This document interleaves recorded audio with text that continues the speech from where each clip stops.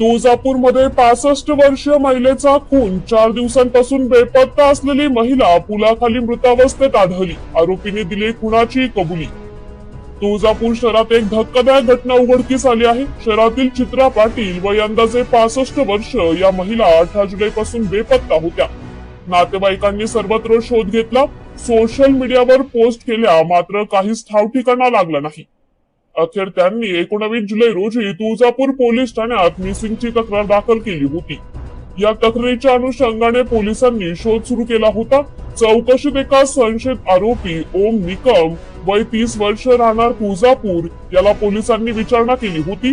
मात्र सुरुवातीला त्याने कोणतीही माहिती नाकारली होती. 20 जुलैच्या रात्री मोठा खुलासा.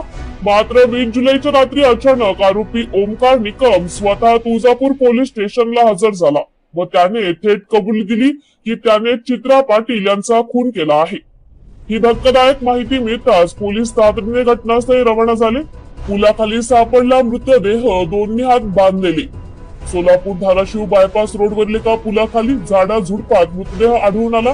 मृतदेहाची ओळख चित्रा पाटील अशी पटली, ज्यामुळे खून पूर्वनियोजित आणि अत्यंत क्रूरपणे केल्याचा संशय व्यक्त केला जात आहे. तपासासाठी श्वान पथक व फॉरेन्सिक लॅबची मदत. घटनास्थळी फॉरेन्सिक पथक आणि श्वान पथकाच पाचारण करण्यात आले असून खुनाचा नेमका उद्देश काय होता हे शोधण्यासाठी तपास अधिक खोलात सुरू आहे. आरोपीने खून का केला, कोणत्या कारणाने इतकी अमानुष क्रूर हत्या केली याचा तपास पोलीस करत आहेत. पोलीस यंत्रणा सज्ज, आरोपी पोलिसांच्या ताब्यात.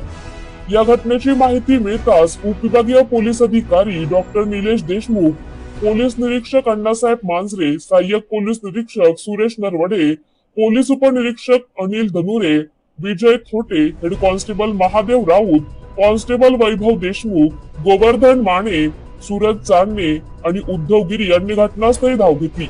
पोलिसांनी आरोपी ओमकार निकम याला ताब्यात घेतले असून पुढील तपास आणि गुन्हा दाखल करण्याची प्रक्रिया सुरू आहे.